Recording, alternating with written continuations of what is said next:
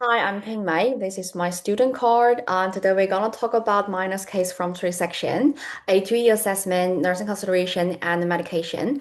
So the first of all, we're gonna talk about A2E assessment. Her airway is patent, and she's receiving oxygen while Houston Moss at 6 liter per minute, but as her GCS level is 12 over 15, which meets the criteria for clinical review and the med call that we should keep monitoring her GCS level and airway for obstruction.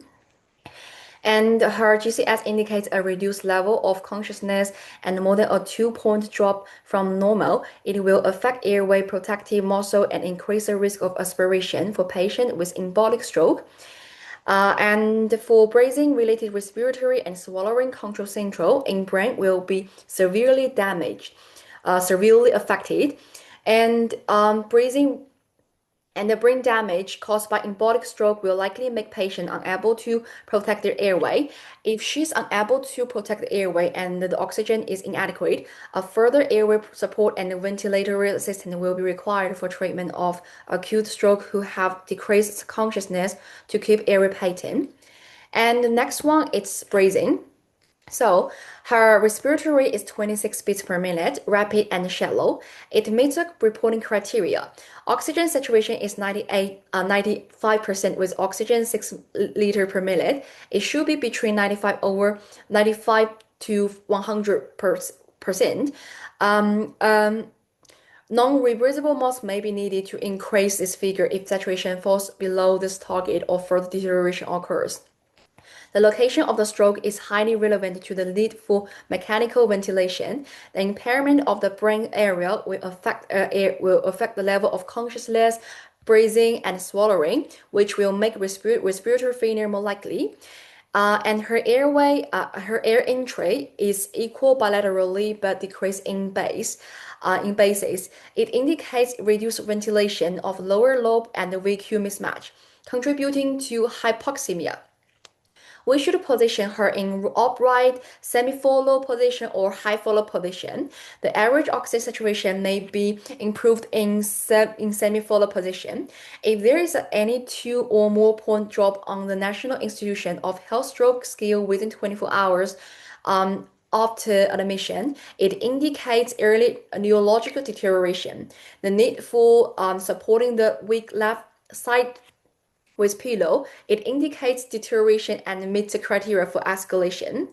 And for circulation, so her heart rate is 136 beats per minute. It's tachycardia and it's fall into the between the flag reporting range. Her blood pressure is 180 over 98. It's hypertensive, which also exceeds normal range and fall into the reporting criteria. Cool peripherals and a pitting edema in feet, which suggests her compromised peripheral perfusion. Stroke serve as a major complication of atrial fibrillation. We should closely monitor her blood pressure and heart rate and consult with the medical team how to bring them into the normal range. Continuous cardiac monitoring should be performed at least for the first 24 hours. And as a fact that she has been diagnosed with rapid atrial fibrillation, the irregular rapid ventricular response will reduce stroke volume and the cardiac output, leading to impaired peripheral perfusion. Blood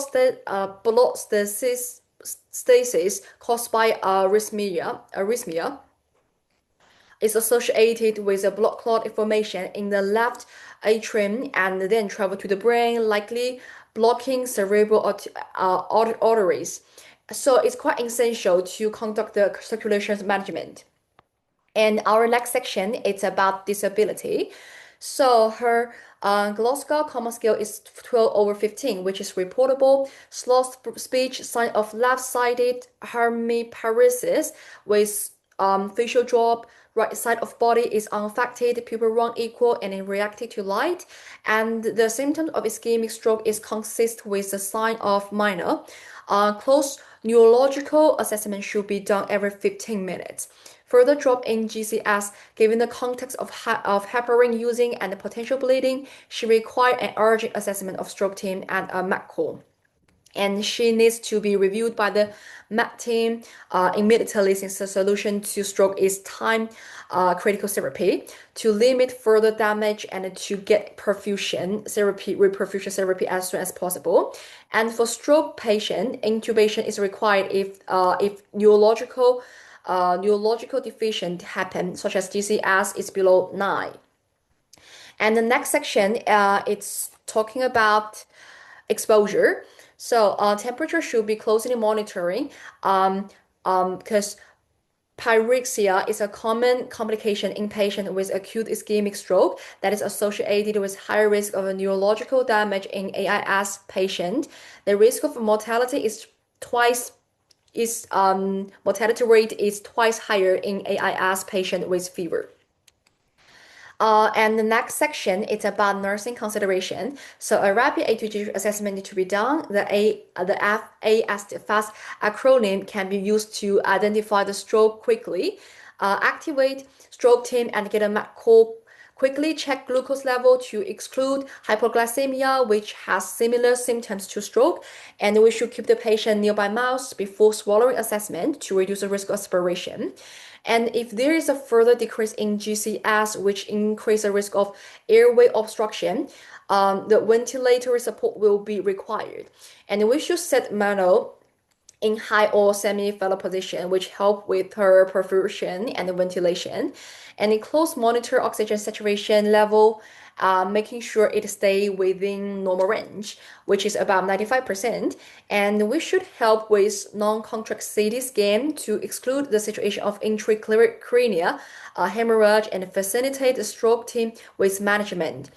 Nearly 80% of all stroke are ischemic, and the management will be different with ischemic stroke and hemorrhagic stroke.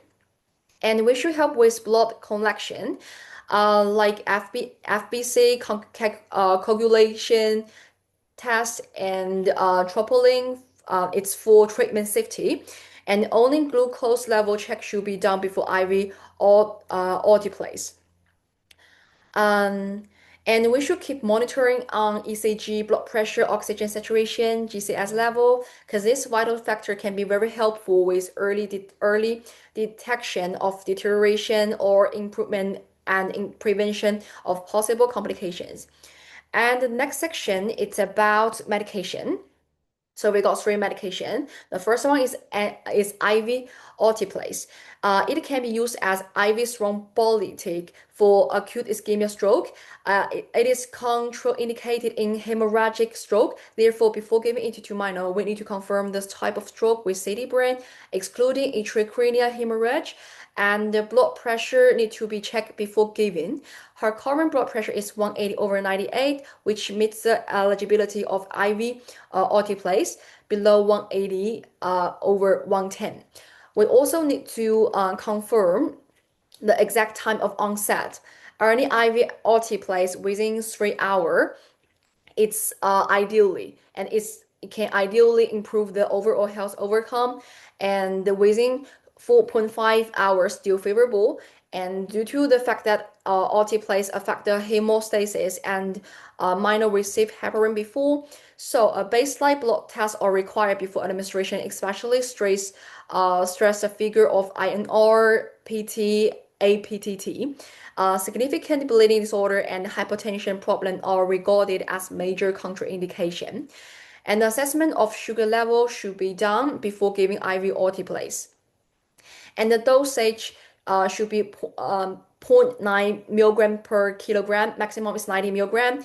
10% IV bonus over 1 minute, and then 90% infusion over 60 minutes. And administration of IV heparin or other platelet aggregation inhibitor should be avoided after the first 24 hours of alteplase administration because the risk of hemorrhagic problem.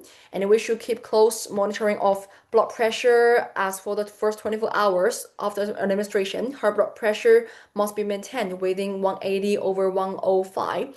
If it's exceeded, manage immediately and manage the big fluctuation as well. And the next drug is metoprolol. So it's a cardioselective beta blocker. It can decrease heart rate, cardiac contraction, and the cardiac output. Minor has been diagnosed with atrial fibrillation with rapid ventricular response. Her blood pressure is 180 over 98, and current oxygen saturation is 95%, which indicates that she's hemodynamically stable. Metoprolol, it's 50 milligram twice, is recommended for acute rate control. The objective of rate control should maintain within 100 beats per minute. The goal for patients with rapid AF with rapid ventricular response, it's on control of symptoms and decreased risk of developing left ventricular systolic dysfunction. And the common side effects include very slow heart rate, hypotension. So the close monitor of this figure must be required. And the next drug it's the pantoprazole. So it's a proton pump inhibitor that can reduce stomach acid to improve the symptoms like reflux and ulcer, reducing the risk of GI upset. And Mano may have all the medication at the same time. And given her age, she's likely to have gastric mucosal injury. So, pantoprazole 40 milligram daily can provide preventive protection. Okay, and that's all for my presentation today. Thank you. Thank you for your time.